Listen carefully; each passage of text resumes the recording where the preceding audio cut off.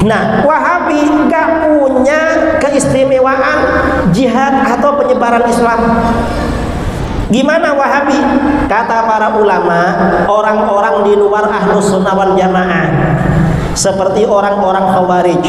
Wahabi ini Khawarij juga, atau orang-orang Mujassimah. Kalau mereka menghunus pedang, kalau mereka angkat senjata, yang dibantai umat Islam, bukan orang kafir. Kalau para ulama Ahlus Sunnah wal Jamaah datang ke Aceh, datang ke Medan, ke Pekanbaru sampai Indonesia Timur, mengislamkan orang kafir. Tapi kalau orang Wahabi keliling kemana-mana mengkafirkan orang beda saudara. Mengislamkan orang kafir dan mengkafirkan orang Islam ini beda.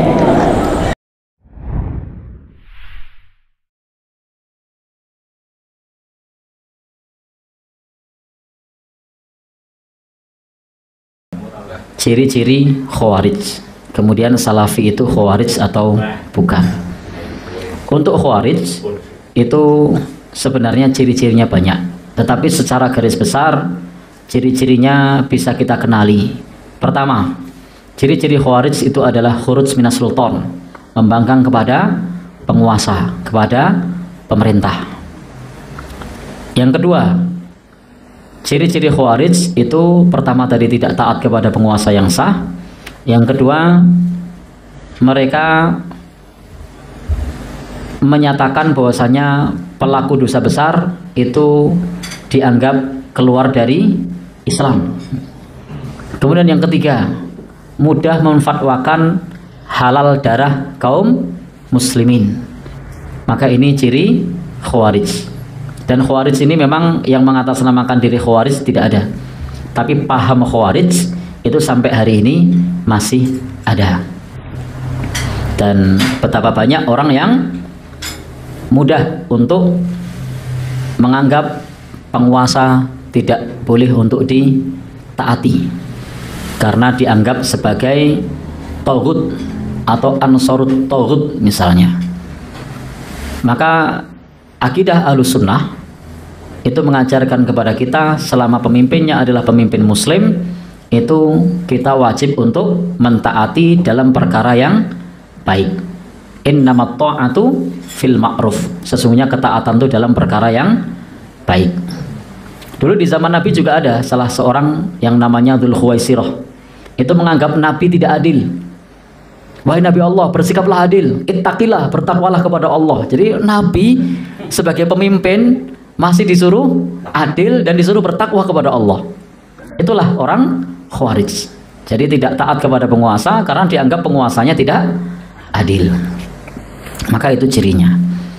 Kemudian yang kedua tadi, pelaku dosa besar dianggap keluar dari Islam. Jadi mudah mengkafirkan orang yang melakukan dosa besar. Kemudian yang ketiga, mudah menghalalkan darah kaum muslimin. Itu ciri utamanya. Lalu tadi pertanyaannya adalah bagaimana, apakah Salafi itu termasuk Khawarij? Coba kita lihat dari tiga indikasi ini. Sebenarnya indikasinya masih banyak. Pertama, apakah Salafi membangkang kepada pemerintah? Jawabannya tidak. Ini jawabannya tidak. Lihatlah saudara-saudara kita yang di Salaf, itu mereka sangat taat kepada pemerintah, sangat taat kepada penguasa. Pada saat hari raya, berhari raya bersama pemerintah. Pada saat puasa, puasa bersama pemerintah. Bahkan mereka ngerasani pemerintah saja tidak mau, karena saking taatnya kepada penguasa. Beda dengan Khawarij, itu akan dirasani, bahkan ditogut-togutkan, bahkan akan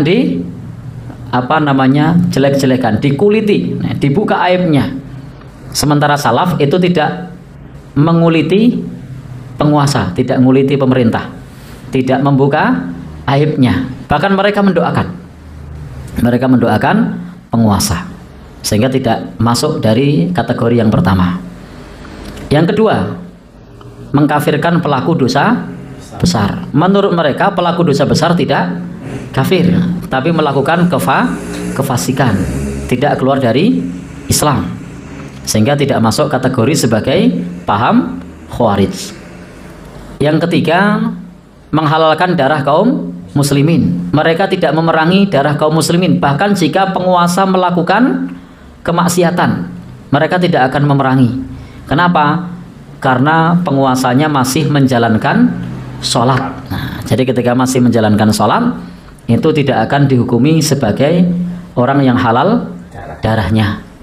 Sehingga kalau pertanyaannya apakah Salafi termasuk Khawarij, jawabannya bukan, karena tidak masuk kriteria utama ciri-ciri paham Khawarij. Allah alam bishawab. Assalamualaikum warahmatullahi wabarakatuh. Sampai jumpa kembali di World Islam Channel.